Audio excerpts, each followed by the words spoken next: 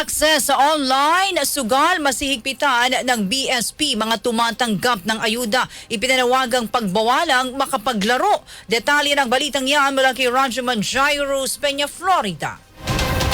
RMN Live Report!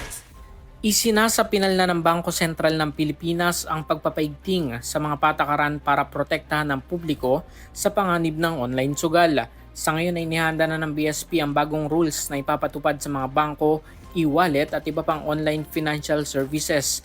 Yan ay upang siguruhin ang pagiging responsable ng mga Pilipino sa pananalapi. Kabilang sa inihahanda ang mas maigpit na identity check gaya ng paggamit ng facial recognition para masigurong tama at otorisadong tao lang ang makakapagsugal online.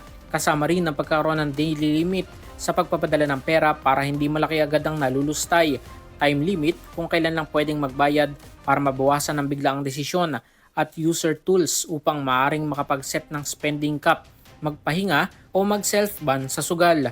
Sabi ng BSP, layon din itong mabawasan ang panganib ng pagka-addict, panloloko at malakihang pagkatalo sa pera at upang manatiling ligtas, maayos at bukas sa lahat ang digital financial services sa bansa.